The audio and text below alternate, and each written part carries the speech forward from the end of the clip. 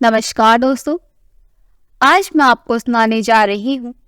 अचानक पत्नी अपने पति से मिलने शहर पहुंची तो उसने ऐसा क्या देखा कि उसके पैरों तले जमीन खिसक गई।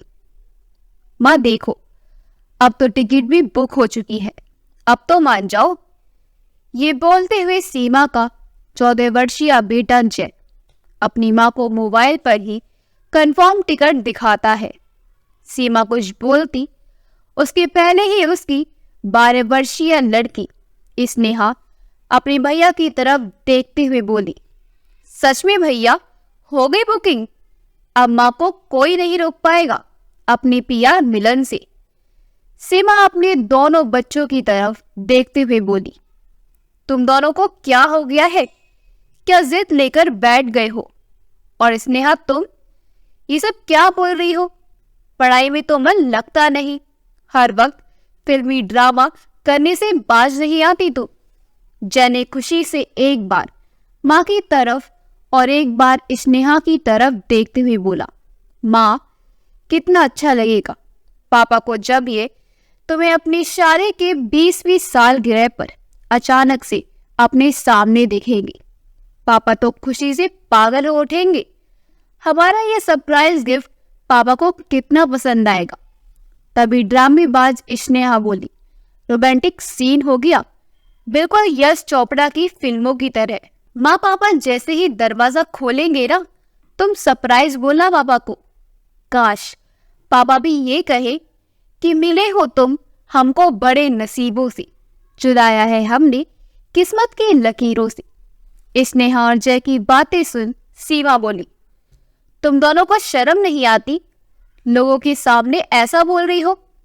स्नेहा, इसमें शर्म की बात क्या है? आजकल तो प्यार खुल्लम खुल्ला होता है। सीमा अपने पुरानी यादों को याद करते हुए, प्यार तो हमारे जमाने में होता था, 3 नजरों से चलती थी, घायल ये दिल होता था। तभी जय बोला, क्या फिल्मी अंदाज में बोल रही हो तुम? अपनी इतनी अच्छी फीलिंग कहाँ छुपा रखी थी?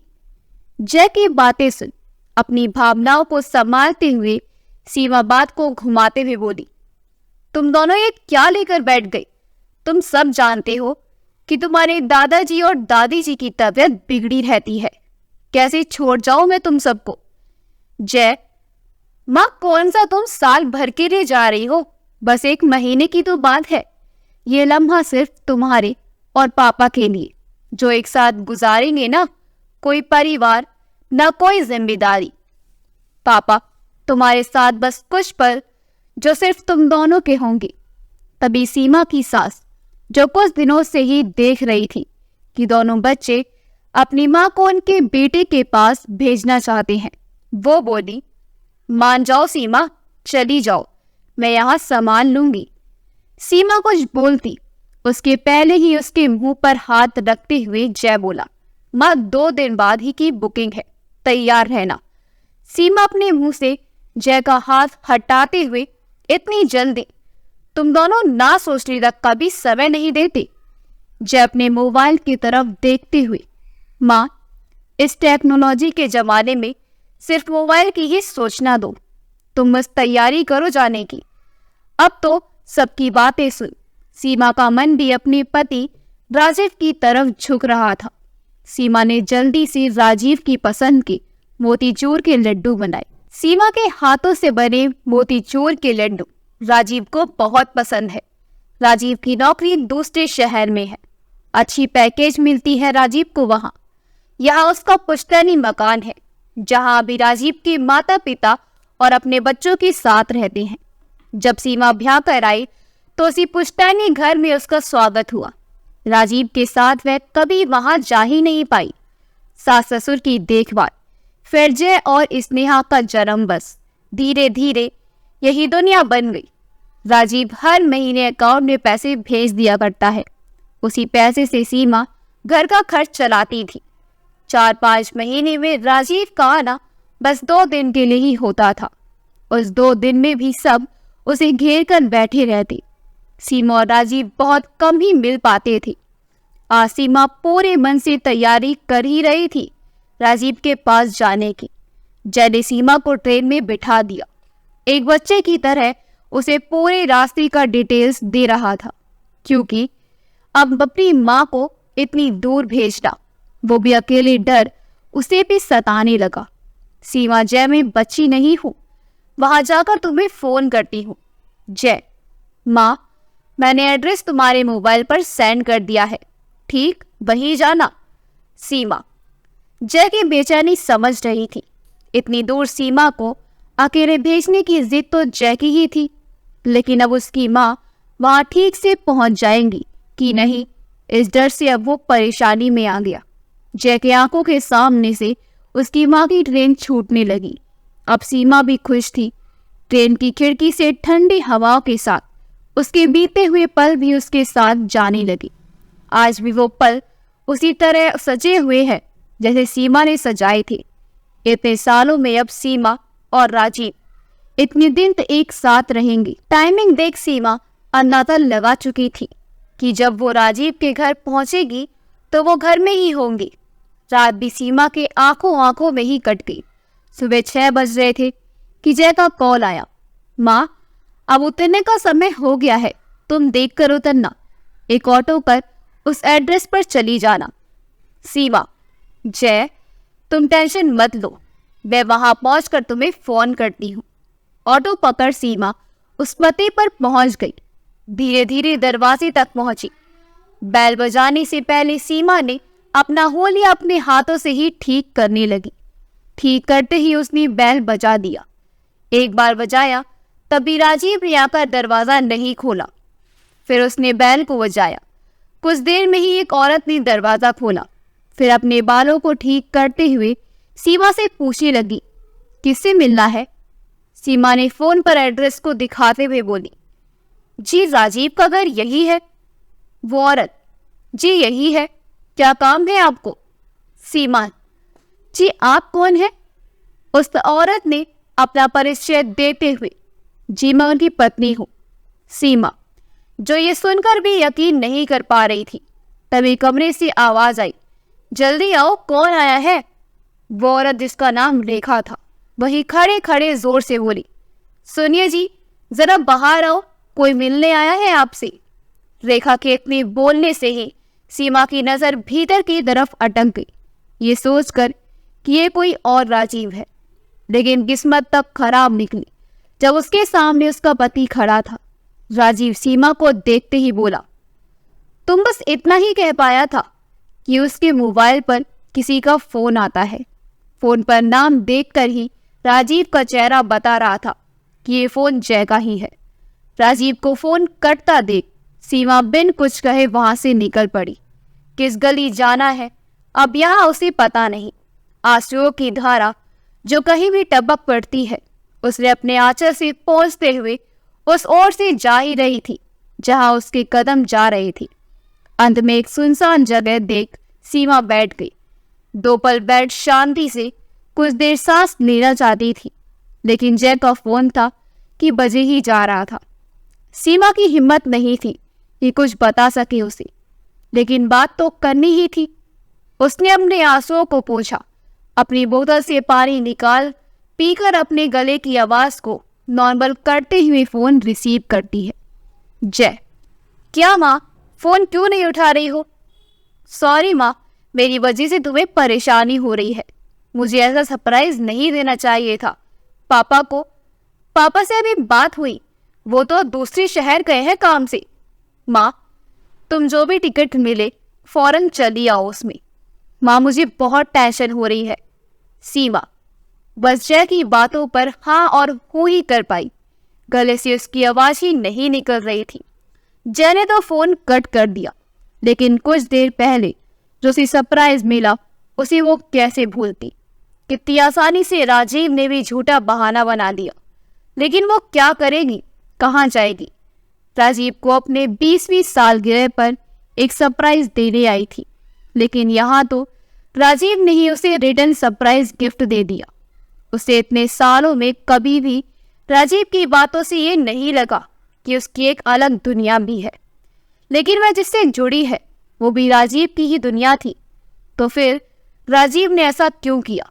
राजीव का मन उससे उब चुका था तो कभी बताया क्यों नहीं? आज राजीव की बेवफाई की सजा वो किसको दे? अपने उन सास ससुर को, जिसके साथ रहते रहते इस 20 सालों में गहरा रिश्ता जुड़ चुका था। घर परिवार बच्चे के चलते चलते सीमा जिम्मेदारी में खोने लगी। कभी खुद पर ध्यान ही नहीं दिया। हर कोने से मोटापा बढ़ रहा था, लेकिन राजीव को तो कुछ और ही चाहिए था। जो उस रेखा में है, एकदम सुराही जैसा फिगर है उसका, वो तो बस शायद राजीव पर एक बोझ बन चुकी है। लेकिन जय और स्नेहा की जिम्मेदारी तो अब भी वो उठा रहा था। सीमा ये सब सोच ही रही थी कि तभी जय का फोन आया। माँ, तुम्हें टिकट मिली या नहीं?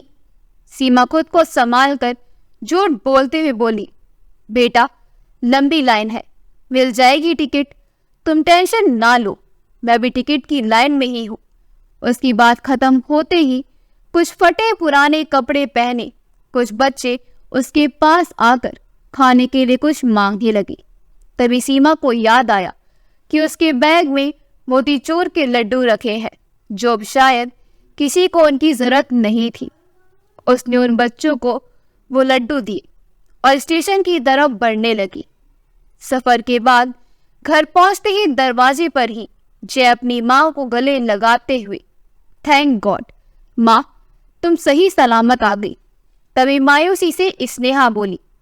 अनजाने में ही माँ पापा को सरप्राइज देने गई थी, लेकिन खुद ही सरप्राइज हो गई। जय बोला, मेरी ही गलती थी कि मैंने ये सरप्राइज प्लान किया। सीमा अभी तक ठीक से घर के भीतर भी नहीं घुसी थी और सबकी नजरों से खुद को बचाने की बरसक प्रयास कर रही थी कि उसकी सास बोली, मेरा मुन्ना सारा दिन इस घर की जिम्मेदारी के लिए बेचारा इधर उधर की धक्के खाता फिरता है, सुकून से घर की रोटी भी उसे नसीब नहीं। सबकी बातें और राजीव के प्रति सबका विश्वास देख अब सीमा खुद के आंसू रोक नहीं पा रही थी। सबके सामने तो संभाल लिया, लेकिन अब बर्दाश्त की बाहर था। सामान रख वो बिना किसी से कुछ बोले बाथरूम में घुस नल के पानी को चलाते हुए अपने आंसुओं को उसी पानी के साथ बहाने लगी। सीमा ने खुद को बाथरूम में बंद कर लिया, लेकिन कब तक वो खुद को बाथरूम में छुपाती? सबकी नजर से छुपकर सीमा बाथरूम में नल के पानी से अपने मुंह पर पानी के छींटे डाले जा रही थी, लेकिन आंखों के आंसू को रोक नहीं पा रही थी। राजीव का इतना बड़ा धोखा उसे बर्दाश्त नहीं हो रहा था। वो भी चिल्लाना चाहती थी, राजीव से कुछ पूछना चाहती थी, लेकिन कुछ नहीं कर पाई। उल्टा घर लौट कर आ गई। उसके जीवन के 20 साल कोई मामूली नहीं होते। किसी के जीवन में इतना लंबा सफर राजीव से दूर रहने के बावजूद सीमा ने पूरी ईमानदारी से अपने जीवन का बहुमूल्य समय इस घर को दिया था। अपने प्यारे से इस मकान को घर बनाया, एक एक ईंट में प्यार का एहसास जगाया। आज ये सब भी उसे सिर्फ दीवारें ही नजर आ रही थी, जिस दीवार में न जाने कितनी यादों को समेटकर सजाया था। एक सेकंड में उसे सब पराया लगने लगा। अपनी माँ को इतनी देर तक बाथरूम में घुसा देख जय ने आवाज लगाई, माँ, इतनी देर से तुम क्या कर रही हो? ठीक तो हो ना? सीमा की आवाज गले से बाहर नहीं आ पा रही थी। जय को बोलना तो चाहती थी कि ठीक हूं, लेकिन आवाज निकले तब ना। कुछ देर बाद भी आवाज न आने पर जय फिर से बोला, माँ तुम ठीक हो? अब सीमा दरवाजा खोलते ही थोड़ी गुस्साई। ये क्या बचपना है जय? थकावट महसूस कर रही थी, इसलिए सिर पर पानी डाल रही थी। चैन से सांस भी नहीं लेने देते। लेकिन जय को अपनी माँ की बात पर कुछ खटका लगा। फिर खुद को समझाते हुए कि थकान तो हुई है माँ को, माँ के पास जाकर, माँ चलो मैं तुम्हें ब्लैक कॉफी बनाकर पिलाता हूँ, तुम थोड़ी देर आराम कर लो। सीमा ने मना नहीं किया। आज उसका भी मन और दिल दोनों ही जल रहा था। वो आंख मूंदे अपनी पलंग पर लेट गई, लेकिन राजीव और रेखा का चेहरा देखते ही आंख खोल लेती। तो कुछ देर में जय भी ब्लैक कॉफी लेकर आ गया। अपनी माँ के पास बैठते हुए बोला, ये लो माँ, ये कॉफी पी लो। मेरी वजह ही आपको इतनी परेशानी उठानी पड़ी ना। जय को ब्लैक कॉफी हद तक पसंद है, खुद भी जब बनाता है तो अपनी माँ को भी बना देता। जय की बात सुनकर भी सीमा ने चुप रहना ही बेहतर समझा। जानती थी कि उसके कुछ बोलने से पहले ही उसके आंसू उसका साथ ना देकर बाहर निकल आएंगे। माँ की थकान की सोच जय वहां से अपनी माँ को कमरे में अकेले आराम को बोल चले जाता है।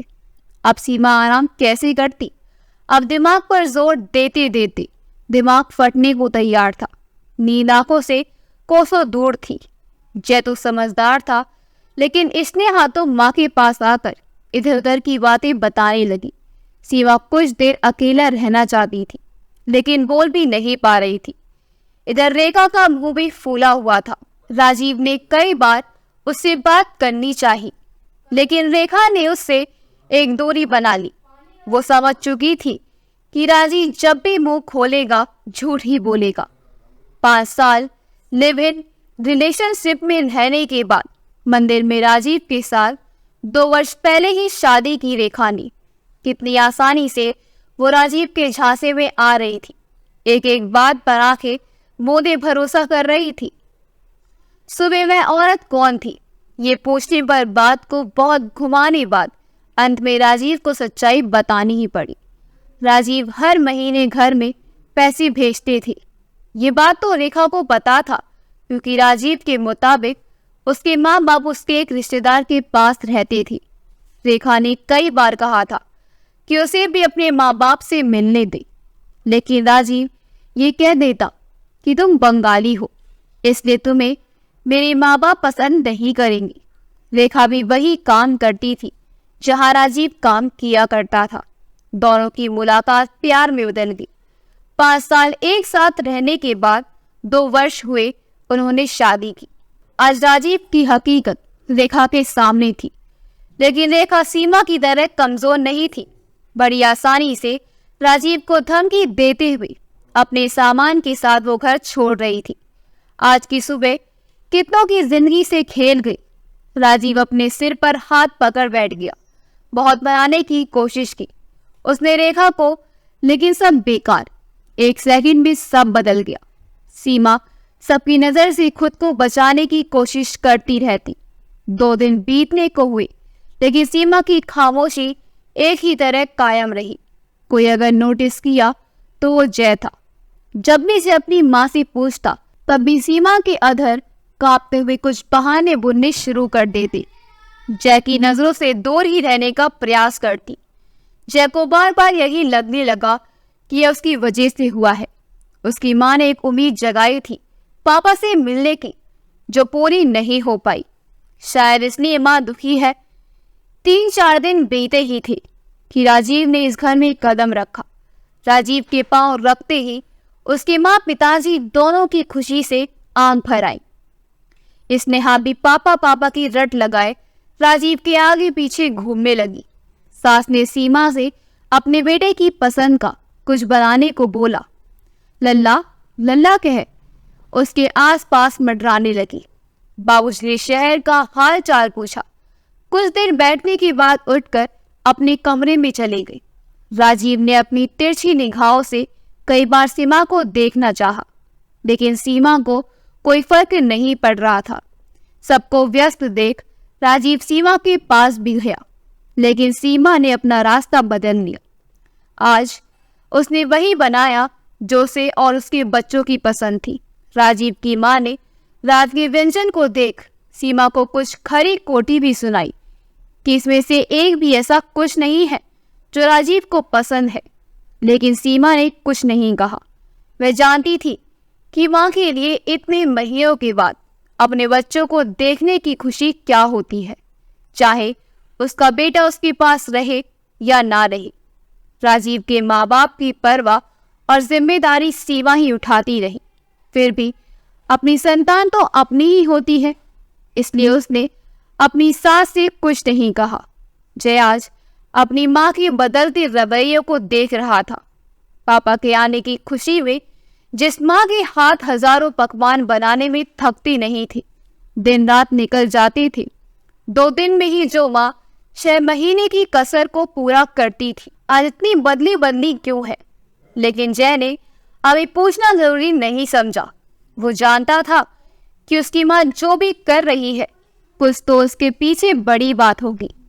बस अपनी माँ के चेहरे को देखता और अपने पापा के चेहरे से कुछ आंकलन करने की कोशिश करता कि कहीं दोनों के बीच कुछ हुआ तो नहीं। रात के खाने के बाद राजीव अब जानता था कि सीमा इस कमरे में तो आएगी ही, तभी बात कर लूंगा। लेकिन सीमा के मन मस्तिष्क में कुछ और चल रहा था। राजीव कमरे में सीमा का वेट कर रहा था। स्नेहा भी अपनी दादी के पास सोने चली गई। उसे दादी के पास ही सोना अच्छा लगता है। दादी के पास उसे हजारों किस्से सुनने को मिलते हैं और सबसे बड़ी बात, दादी अपने हाथों से स्नेहा के सिर पर अपनी उंगलियों से हाथ फेरती है, जो स्नेहा को बहुत पसंद है। जय भी अपने कमरे में जाकर पढ़ाई करने लगा। सीमा भी रसोई में बिखरे बर्तनों को धो रसोई साफ करने लगी। सब काम निपटाकर सीमा जय के कमरे में जाकर बोली, जय, मैं आज यही सोना चाहती हूँ। ये सुनकर जय ने अपनी माँ की तरफ चेहरा कर बोला, क्यों माँ, क्या हुआ? पापा से कुछ अनबन हुई है क्या? इतना बोलने की देर थी कि सीमा की आंखों से आंसू बहने लगे। जय उसके पास आकर बोला, माँ बताना, कुछ बात तो है जो तुम हम सबसे छुपा रही हो। क्या बात है माँ, बताना। सीमा ने अपने कांपते होठ को दबा आंसुओं को रोकने की कोशिश करते हुए बोली, जय, मुझे सोने दे, लाइट ऑफ कर दे बेटा, सिर दर्द से परेशान हूं। जय अपनी माँ की दशा देख तो रहा था लेकिन कुछ समझ नहीं पा रहा था। उसकी माँ का कहना मान लाइट ऑफ तो कर दी, लेकिन नींद ना सीमा को थी, ना जय को, ना राजीव को। बहुत देर के बाद भी जब सीमा नहीं आई तो राजीव उसे कमरे के बाहर खोजने लगा। कभी रसोई में देखता तो कभी बाथरूम की तरफ जाने लगा। काफी देर देखने के बाद राजीव को अंदाजा हो गया कि सीमा जय के कमरे में है। उसकी हिम्मत नहीं हुई कि वो सीमा को बुलाए। जय के कमरे में सीमा अपने आंचल को अपने मुंह में दबाए रखी थी कि कहीं उसकी जय ना सुन ली। आज राजीव को देख उस दिन के घाव में फिर दर्द होने लगी। अब तक जय भी अंदाजा लगा चुका था कि माँ को कुछ तो हुआ है और अब वो बात भी बहुत बड़ी है। आज जो माँ उसको दिख रही थी, उसने कभी ऐसा रूप अपनी माँ का नहीं देखा था। सीमा के पास हजारों सवाल थे जिसका जवाब उसे चाहिए था। राजीव ने उसका भरोसा तोड़ा था। वह इस घर में अब रहना नहीं चाहती थी। राजीव जो दूर से उसकी और उसके बच्चों की जिम्मेदारी एक बोझ लिए उठा रहा था, उस बोझ का बोझ अब सीमा भी उठा नहीं पा रही थी। जय और स्नेहा के भविष्य की सोच वो कुछ निर्णय लेने में जल्दबाजी नहीं करना चाहती थी। इस उम्र में से उसे कौन नौकरी देगा? उसका जीवन तो रसोई में ही आधा गुजर गया। इन दोनों बच्चों के साथ वह कहाँ भटकेगी? मायके में जाकर अपने सम्मान को भी खोना नहीं चाहती थी। जानती थी कि मायके में 2 दिन के लिए ही ठीक रहता है। शादी के बाद पति को छोड़ बच्चों के साथ वहां रहना भी मुश्किल ही होगा। इस सब के बारे में सोचते हुए भी आज राजीव को सामने देखकर उसे कुछ एहसास नहीं हो रहा था। 20 सालों का एक दूसरे पर भरोसा जैसे इन हाथों से सबरेत की तरह फिसलने लगा। हजारों सवाल थे सीमा के मन में। इन सवालों की दर्द का जवाब भी अब उसे ही खोजना था। माँ को करवटें बदलते देख जय को अंदाजा हो रहा था कि उसकी माँ की आंखों में नींद नहीं है। कुछ बात है जो माँ को परेशान कर रही है, लेकिन माँ अभी उसे बोलने के लिए तैयार नहीं है। जैसी तैसी रात गुजर गई। रोज की तरह आज भी सीमा के दिन की शुरुआत रसोई से ही हुई। राजीव जानता था कि सीमा घर में सबसे पहले उठती है। रात से इसी समय का वो वेट भी कर रहा था। राजीव सीमा के पास जाकर बोला, सीमा, नाराज हो मुझसे? लेकिन सीमा के कान के दरवाजे भी बंद हो चुके थे। राजीव ने 2-3 बार उसे पुकारा, लेकिन सीमा अपने नित्य कर्म के काम को करने में लगी थी। 2 दिन हो गए राजीव को आए, लेकिन सीमा से उसकी एक भी बात नहीं हो पाई। राजीव जानता था कि सीमा भी गुस्से में है, इसलिए सुन नहीं रही है। गुस्सा जब ठंडा होगा तो सीमा को उसके पास ही आना होगा। वैसे भी सीमा एक घरेलू महिला है जो सोच तो सकती है लेकिन कोई फैसला नहीं कर सकती। इसमें और रेखा में जमीन आसमान का अंतर है। 2 दिन के बाद राजीव तो चला गया, लेकिन ऑफिस में पहुंचकर आज उसे वहां का माहौल बिगड़ा दिखता है। सबकी नजर उसे बड़ी टेढ़ी नजर से देख रही थी। राजीव भी सबकी नजरों को घूरने लगा, लेकिन उस बात से ज्यादा उसका ध्यान रेखा के कैबिन में था। रोज की तरह वो ठीक आज भी वही थी, लेकिन कुछ अलग उसमें दिख रही थी। आज राजीव ने रेखा के कैबिन में जाने की सोची। एक अच्छा सा मौका देख रेखा के कैबिन के भीतर चला गया। राजीव अपने पति होने का हक दिखाते हुए बोला, रेखा, ये क्या, तुमने सिंदूर नहीं लगाया और जो हाथ में तुम्हारे शाकपोल पहना था उसे भी खोल दिया। जानती हो इसका मतलब? रेखा गुस्से से बोली, मेरी कैबिन से बाहर निकलो तुम। राजीव बेशर्मी से बोला, निकलो मतलब? मैं अपनी बीवी से बात कर रहा हूं, तुम्हें इस रूप में देख सब क्या सोचेंगे हमारे बारे में? रेखा बोली, क्या सोचेंगे? जिसने भी मुझसे पूछा मैंने सबको बता दिया तुम्हारी असलियत, कि तुम एक धोखेबाज हो। ये सब जान गए हैं। अब राजीव को समझ आया कि उसे क्यों ऑफिस में सब ऐसे घूर रहे थे। राजीव, कुछ समय देती रेखा, इतनी जल्दी कैसे तुम सब कुछ खत्म कर सकती हो? तुम्हारा पति अभी जिंदा है और तुमने ये सिंदूर मिटा दिया। रेखा गुस्से से लाल होते हुए राजीव से बोली, तुम्हारे होने या ना होने से मुझे अब कोई फर्क नहीं पड़ता। मैंने अनजाने में ही एक औरत के सिंदूर और उसके भरोसे को छीना है। मेरे दिल में अब तुम्हारे लिए कुछ नहीं है, नफरत के सिवा। मर चुके हो तुम मेरे लिए। रेखा के इतने बोलने की देर थी कि राजीव ने उसे थप्पड़ मार अपनी हद तोड़ दी। थप्पड़ की गूंज से ऑफिस के कई स्टाफ के लोग वहां चले आए। सब रेखा को संभाल रहे थे, तभी रेखा ने भी उसके सबके सामने थप्पड़ रसीद दिया। सबके सामने ये भी कह दिया कि उस पर धोखाधड़ी का केस भी वो कर देगी। राजीव ये देख वहां से अपने तेज कदमों से बाहर निकल गया। उधर पापा के जाते ही रात को जब सब सोने चले गए तो जय अपनी बेचैनी के साथ सीमा के पास जाता है। सीमा भी कमरे की लाइट को ऑफ कर सोने की कोशिश करती है, लेकिन जय जानता है कि उसकी माँ की आंखें तो बंद है, लेकिन उसमें नींद की कोई गुंजाइश नहीं है। जय ने अपनी माँ को आवाज लगाई। जय की अवरज सुन सीमा बोली, जय, तुम अभी इतनी रात को, सब ठीक तो है बेटा? जय बोला, सब ठीक है माँ, मुझे तुझसे कुछ पूछना है। सीमा जानती तो थी कि जय क्या पूछने वाला है, इसलिए बहाना बनाते हुए बोली, जय सो जाओ, रात हो चुकी है बहुत। जय बोला, माँ मैं जानता हूं, ना तुम सो पाओगी और ना मैं। उससे अच्छा है बात कर लेते हैं। वहां देखो, हमें जब भी कोई सवाल परेशान करता है तो हम भी तो आपके पास ही आते हैं, फिर उस समस्या को हल ढूंढते हैं। मैं जानता हूं कि तुम परेशान हो किसी बात से, उसे बताओ। अब जय के इतना बोलते ही सीमा खुद को अब संभाल नहीं पा रही थी। आंखों से पानी झरझर कर बहने लगा, होठ कांपने लगी। बोला तो चाह रही थी, लेकिन जुबान अब साथ नहीं दे रही थी। अपने हाथों से एक बार आंसू पोंछती और जुबान बस तेरे पापा पर ही अटक जाती। जय बोला, हाँ माँ बताओ पापा क्या? ये कहते हुए जय की आंखें बस अपनी माँ के जुबान पर अटकी थी, तो कभी उसे रोता हुआ देख रहा था। जय इतना तो समझ ही गया कि ये बात बहुत बड़ी है और पापा से रिलेटेड है। अब उसके मन में भी उसने पापा के लिए कोई प्रश्न घूमने लगी कि पापा ने आखिर किया क्या है जिससे माँ की हालत ऐसी हो गई है।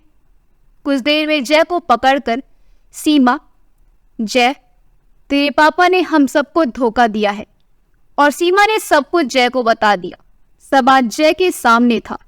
जो भी सीमा ने देखा उसे तो विश्वास ही नहीं हो रहा था कि उसके पापा ऐसे भी कर सकते हैं। सीमा उसे बोलती हुई कितनी सिसकियां भर रही थी, लेकिन जय कुछ देर तक बिल्कुल शांत था। अचानक एक प्रश्न अपनी माँ के सामने रखते हुए जय बोला, माँ, तुम क्या चाहती हो वो बताओ। ये प्रश्न सुनकर सीमा जय की तरफ देखते हुए, मैं समझी नहीं जय। जय बोला, माँ, तुम क्या चाहती हो? ऐसे रोकर बिना बात किए दिन काटना चाहती हो कि पापा से कुछ पूछना है? जय के प्रश्न सुन सीमा भी समझ नहीं पा रही थी कि आखिर सच में वो क्या चाहती है।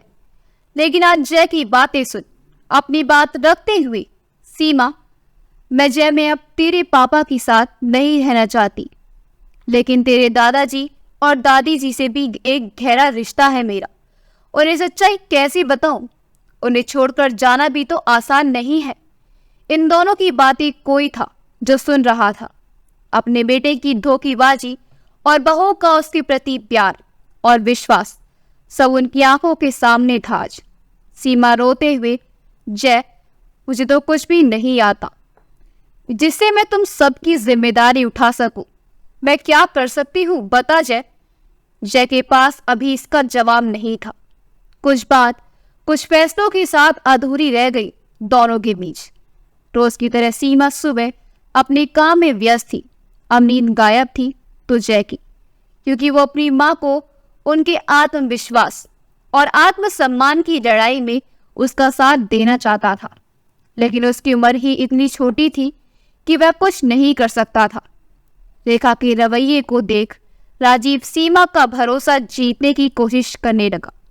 फिर से राजीव घर आने की सोचने लगा। रेखा ने एक झटके में ही अपनी जिंदगी से उसका वजूद खत्म कर दिया। उसको सीमा पर पूरा भरोसा था कि वह रेखा की तरह नहीं है, बहुत सोच विचार कर फैसला लेती है। मेरे पास आने को छोड़ उसके पास कोई रास्ता नहीं है। जब वो घर पहुंचा तो उसकी माँ ने तो उसकी थकान देख उसे अपने आंचल से उसके पसीने पहुंचने लगी। लेकिन उसके पिताजी को राजीव का आना पसंद नहीं आया, क्योंकि रात को उसके पिताजी ने ही अपनी बहू और पोते की बात सुन ली थी। राजीव की नज़र अभी सीमा के चेहरे पर थी। उसकी मांग अभी सजी हुई थी लाल सिंदूर से। ये देख राजीव के चेहरे में एक अहंकार की हंसी साफ झलक रही थी। राजीव को देख जय और सीमा दोनों ही एक दूसरे को देख रहे थे। उनको मनोभाव को देखते हुए उसके ससुर राजीव से बोले, यहाँ आज फिर अचानक आने की वजह? राजीव ने झूठ का सहारा लेते हुए, बहुत दिन हो गए अपने परिवार से दूर रहा हूं। अब कुछ समय अपनी पत्नी और बच्चों को देना चाहता हूं। लेकिन उसके पिताजी ने गुस्साई नजरों से सीमा का साथ देते हुए कहा, इतनी सफाई से तुम झूठ बोल जाते हो। मेरा बेटा इतना नालायक निकलेगा कभी सोचा नहीं था। राजीव की माँ अपने पति की बातों पर गुस्सा होते हुए बोली, काहे को हमारी राजीव को नालायक बता रहे हो? दिन रात वो अपना खून पसीना जलाता है, 2 वक्त घर की रोटी उसे नसीब नहीं होती। अब जब वो हम सब के साथ रहने आया तो तुम सब ऐसा व्यवहार क्यों कर रहे हो? ससुर ने सबके सामने ही राजीव की असलियत सबको बता दी। जय और सीमा को समझ नहीं आया कि उन्हें कैसे पता चला। तब उसने रात वाली सब घटना बताने लगी कि उसने उन दोनों की बातों को सुन लिया था। राजीव भी कम नहीं था। आज उसने फिर घटियापन का परिचय देते हुए सबके सामने अपने बाबूजी से कहा, बाबूजी, आप इस गंवार औरत का पक्ष ले रहे हैं। इसे तो घर में बैठ मगरमच्छ के आंसू बहाना ही आता है। आप भी शायद भूल रहे हो कि आपका सगा मैं हूं, ये नहीं। राजीव के पिताजी बोले, यह तो मेरी किस्मत है कि तुम मेरे सगे बेटे हो। शायद इसलिए अब तक यही खड़े हो। कोई और होता तो धक्के मारकर बाहर कर देता। राजीव झुंझलाते हुए बोला, आपको अब यही प्यारी हो गई? राजीव के पिताजी, प्यारी तो वो शुरू से ही थी, इसलिए तो उसे इस घर की बहू बनाया था। राजीव अहंकार से बोला, लेकिन खर्चा तो मैंने उठाया ना इस परिवार का। राजीव के पिताजी। राजीव, सोच समझ कर बात बोला करो। मुझे अभी पेंशन मिलती है। तुम जो भेजते हो जरा बहू से पूछना तो, उससे क्या सब सही से चल जाता है? कितनी बचत से इस घर का खर्चा चलाती है। राजीव अपनी माँ की तरफ देखते हुए बोला। माँ, देख रही हो पिताजी कैसे बात कर रहे हैं, इस औरत की तरफदारी कर रहे हैं। राजीव की बातें सुन सीमा ने जय को स्नेहा के साथ बाहर जाने को कहा। जय के गर्म खून को सीमा पहचानती थी। अपनी माँ के बारे में अपशब्द सुन उसका खून भी खौल उठेगा। कहीं जय और राजीव में भी बहस ना हो जाए, इसने उसे बाहर जाने को कहा। अपनी माँ की बात सुन जय चला तो गया, लेकिन उसका खून सच में खौल रहा था। स्नेहा, जो अब भी अपनी माँ पिताजी से इस पहलू ने अनजान थी, कई प्रश्नों के साथ जय को परेशान कर रहे थे। अपने बेटे की सुन वो अपने पति की तरफ देखते हुए कुछ कहने ही वाली थी कि तभी उसके पति उसके तरफ देखते हुए बोली, जज्बात में तुम उस इंसान के साथ गलत मत कर देना जिसने इस परिवार को अपने परिश्रम में सींचा है। तुम्हें आज तक एक गिलास पानी की जरूरत भी होती है तो तुम किसे आवाज देती हो, ये याद जरूर कर लेना। आंखों से फरेबी बेटे का पर्दा हटा सके तो सच का साथ देना। अपने पति की कठोर लेकिन सच्चाई भरी बातों को राजीव की मां भी झुठला नहीं सकती थी। सीमा का एक एक कतरा पसीना बहा है इस परिवार में। अपनी मां को इस तरह चुप देख राजीव बोला, मां बताओ चुप क्यों हो? तुम मेरे साथ हो किस औरत के साथ? तभी राजीव की मां राजीव के गाल पर एक थप्पड़ जड़ती हुई बोली, राजीव, क्या तब से औरत औरत लगा रखा है? सीमा नाम है उसका, क्या ये भी भूल गए? तुम्हारे बच्चों की माँ है वो। राजीव तेजी से सीमा का हाथ खींचते हुए उसे कमरे में ले गया। आज मारे तुम्हारी वजह से मुझ पर हाथ उठाया। तुम अपनी औकात मत भूलो। मेरे टुकड़े पर पलती हो तुम। अगर मैंने ये पैसा देना बंद कर दिया ना, तब समझोगी यह कर सब निकल जाएगी। राजीव को ये बोलते देख सीमा जय के कमरे में चली गई। जय ने अपने पापा की बात को सुन लिया था। अब राजीव की बातों से सीमा के आंसू बह नहीं रहे थे। आज अपनी आत्मसम्मान की चोट को उभारने का वक्त था। उस इंसान के साथ उसका यहाँ रहना मुश्किल था। जय ने भी माँ से कुछ नहीं कहा। वो फैसला कर चुका था कि माँ जो भी फैसला करेंगी वो उसका ही साथ देगा। अपनी माँ के आत्मविश्वास को टूटने नहीं देगा और नहीं पिताजी के सामने हाथ फैलाने को बोलेगा। सीमा के साथ साथ अब जय भी अपनी माँ के लिए सोच रहा था। रात को अपने ससुर के कमरे में जाकर अपना फैसला सुनाती हुई सीमा बोली, बाबूजी, अब इस घर में मेरा रहना नहीं हो पाएगा। मैं बच्चों के साथ जाना चाहती हूँ। मैं उसके साथ नहीं रहना चाहती। ये सुनते ही उसकी सास बोली, सीमा, ये क्या बोल रही हो? छोटी सी बात का बतंगड़ मत बनाओ। लड़की आजाद है, वह बाहर रहता है। भूल हो गई उससे, भटक गया एक बार। वो औरत जात का तो काम ही है कि पर्दे में अपने पति को भूल छुपाकर उसके साथ ही चलना। सीमा बाबूजी की तरफ देख कम लफ्जों में पूरी बात कहते हुए, बाबूजी, शायद मेरा जाना ही बेहतर होगा। ये कहकर बात को आगे ना बढ़ाते हुए सीमा चली तो गई, लेकिन नींद किसी की भी आंखें में नहीं थी। सुबह जब उठी तो दरवाजा खुला था। शायद राजीव जा चुका था। राजीव के जाने के बाद उसके ससुर ने सीमा को जाने नहीं दिया। बुढ़ापे में अपने पोते पोतियों से दूर ना करने को कहा। सीमा रहने तो लगी, लेकिन अब उस घर को अपनाने में उसे दिक्कत आ रही थी, जिसे कभी एक गहरा रिश्ता कायम था। आज परायेपन का एहसास हो रहा था। उसकी ससुर सीमा का उदास चेहरा देख उनकी तबीयत खराब रहने लगी। वो जानते थे कि सीमा का यूं अचानक निकलना उसके और उसके बच्चों को काफी भारी पड़ेगा। उसने माया मोह की बातों से सीमा को घर में रख तो लिया था, लेकिन राजीव के लौटने पर वो यहाँ नहीं रहेगी, ये समझ चुके थे। सब अपने में ही परेशान थी कि उसके पड़ोसी जिल से उन सबका काफी हद तक उठना बैठना था। सीमा के पास आते ही, जो सीमा की उम्र की ही थी, सीमा के भोलेपन की वजह से कई छोटे मोटे काम करवा लेती थी। सीमा भी उसकी हर काम बहुत ही सुंदर तरीके से करती थी। इस बार फिर से घर आई और बोली, वो सीमा, मैं एक प्रॉब्लम में पड़ गई हूँ। सीमा, जिसने राजीव की करतूत के बारे में अभी तक बाहर वालों को नहीं बताया था, उसके सामने भी हिम्मत बांधे बोली, आप किस प्रॉब्लम में फंस गई मेरी बहन? पड़ोसन, मेरी बेटी का जन्मदिन है कल, तुम्हें तो पता ही है।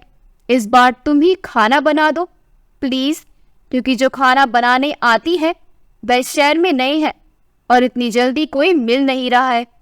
तुम तो जानती हो कि मैं इतना कुछ नहीं संभाल सकती। 50 लोगों का खाना बनाना मुझसे नहीं होगा। मेरे हाथ का खाना तुम्हारे भैया को ही पसंद नहीं, तो सबको क्या खास पसंद आएगा? अगर तुम बना दो। सीमा बोली, ठीक है, कोई बात नहीं, लेकिन मैं तुम्हारे घर में नहीं, अपने घर में ही बनाऊंगी, तुम ले जाना। वह पड़ोसन भी बहुत खुश हो चली। सीमा के मन में अब एक नए विचार ने जन्म लिया। उस विचारों के साथ जय के पास जाकर जय को पड़ोसन वाली सब बात बताई और ये भी कहा कि अगर वो होम डिलीवरी का बिजनेस चला ले तो कुछ पैसा आ जाएगा। जय, जो आज मोबाइल की हर टेक्नोलॉजी को जानता था, अपनी माँ की बात सुन अचानक के उसके दिमाग में एक आइडिया आ गया। अब उसका ध्यान अपनी माँ की बातों पर नहीं था, उसने कुछ अलग ही करने की तैयारी करने लगा।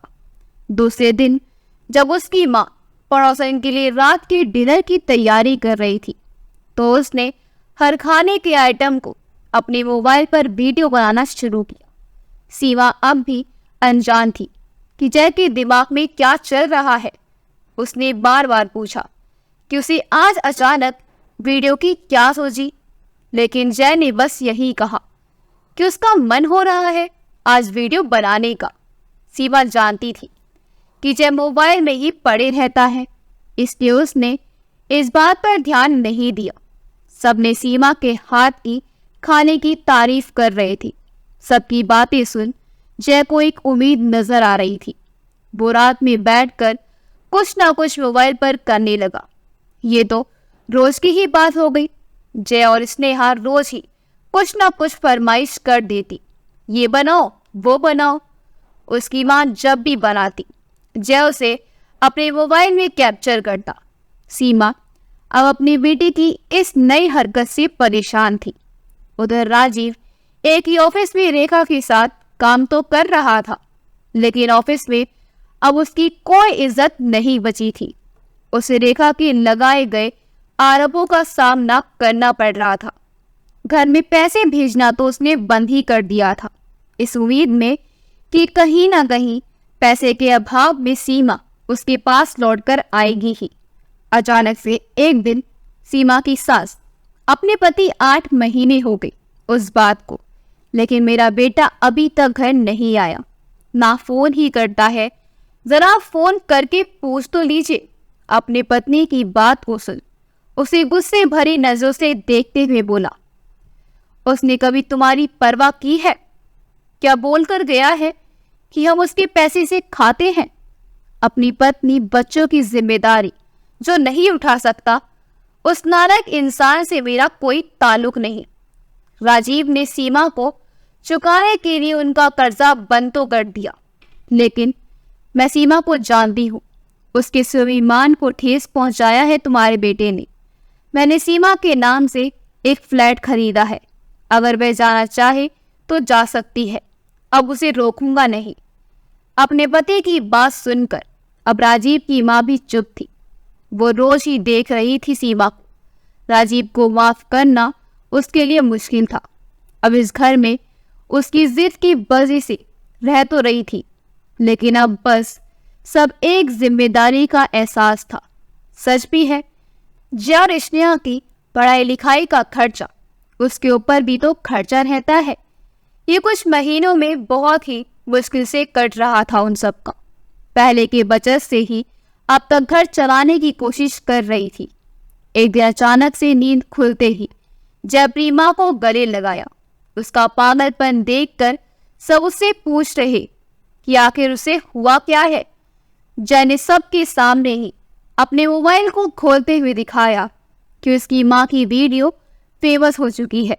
अब उसके 31,000 सब्सक्राइबर हैं। सीमा को इस विषय में कुछ भी जानकारी नहीं थी। अपनी माँ की वीडियो में सब कमेंट को जय ने पढ़कर सुना रहा था कि सबको उसकी रेसिपीज पसंद आ रही हैं। उसे एक ब्रांड ने पसंद भी किया है। उसके अकाउंट में 3,000 जमा हो चुके हैं। सीमा को जय की बात अब भी समझ नहीं आ रही थी। घर में सब जय की बात को समझना चाहते थे, लेकिन स्नेहा के अलावा कोई नहीं समझ पा रहा था। तब जय ने बताया कि वो मम्मी की रेसिपी भारतीय व्यंजन का वीडियो बनाता था और उसे यूट्यूब फेसबुक पेज पर पोस्ट किया करता था। शुरू में ये इसलिए नहीं बताया कि पहले उतनी चल नहीं रही थी। इसको पॉपुलर होने पर समय लगता है। इन 9 महीनों में ये गाड़ी चल पड़ी। अगर माँ इसी तरह वीडियो बना नहीं रेसिपी इस यूट्यूब चैनल पर पोस्ट करेंगी तो माँ को इसके लिए पैसे मिलेंगे। आज माँ के अकाउंट में 3,000 आए हैं। अगर इसी तरह लोग पसंद करने लगे तो यह 25-30 हज़ार भी हो जाएंगे। इतना बोलने की देर थी कि सीमा के आंसू बहने लगे। उसे उम्मीद नहीं थी कि वह भी कुछ कमा सकती है, लेकिन जय ने उसके रास्ते में एक उम्मीद जगा दी। आज छोटी रकम ही सही, लेकिन यह उसकी खुद की थी। खुशी की आंसू बहते देख जय ने उसे गले लगा लिया। आज 2 वर्ष होने को है जो काफी टाइम से अब वीडियो बना रही है। अब खुद मोबाइल में व्यस्त रहती है। उसने भी बहुत कुछ सीखा उससे, जिसकी वजह से अब पहले और अब की सीमा में काफी बदलाव आए हैं। सीमा का पहनावा, उसका आत्मविश्वास पहले की अपेक्षा काफी हद तक बढ़ चुका था। सीमा इस घर का खर्चा अब अच्छी तरह से चला रही थी। जय और स्नेहा की पढ़ाई भी अपने हिसाब से आगे चल रही थी कि फिर एक दिन दरवाजे पर राजीव देख सबको हैरानी हुई। सीमा ने ही दरवाजा खोला। सीमा के बदलाव देख राजीव की आंखें फटी की फटी रह गई। जिस सीमा को वो जानता था और इस सीमा के चेहरे और पहनावे में काफी अंतर था। सीमा ने जैसे ही देखा कि सामने राजीव है तो वह अपने कमरे में चली गई। राजीव की हालत बिगड़ चुकी थी। दुबला पतला शरीर, आंखें धंस चुकी थी। अपने बेटे की इस स्थिति को देख उसकी माँ उसे कमरे में लेके चली गई। जहां राजीव को देख उसकी माँ की आंखें नम थी, तो वहीं अपनी माँ के उजड़े माँ को देख उसके समझती देर नहीं हुई कि उसके बाबूजी नहीं रहे। उसकी माँ ने बताया कि उसने जो सीमा के साथ किया, उस सदमे को वह सहन नहीं कर पा रहे थे। उस गम के साथ उसने दुनिया भी छोड़ दिया। सीमा तो कब का घर छोड़ देती, लेकिन मुझे अकेले कैसे छोड़ती?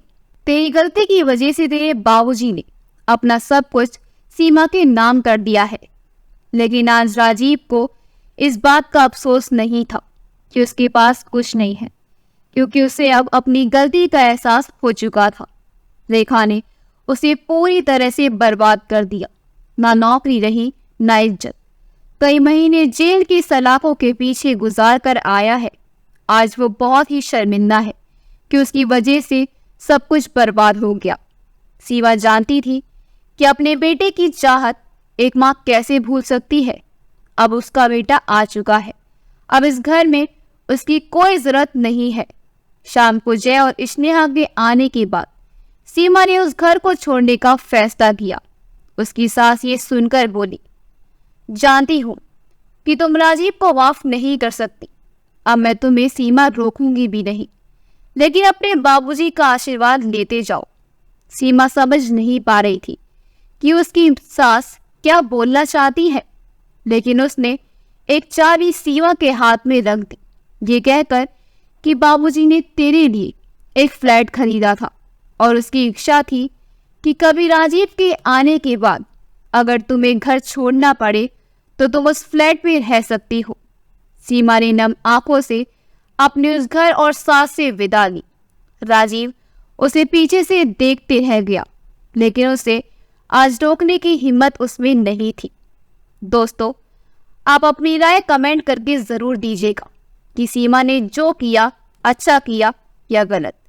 क्या राजीव को ऐसा करना चाहिए था? अगर आपको हमारी कहानी अच्छी लगी हो तो हमारी वीडियो को लाइक करें, शेयर करें और हमारे चैनल योगी वॉइस को सब्सक्राइब कर दें। मिलते हैं अगली वीडियो में। आपका बहुत बहुत धन्यवाद।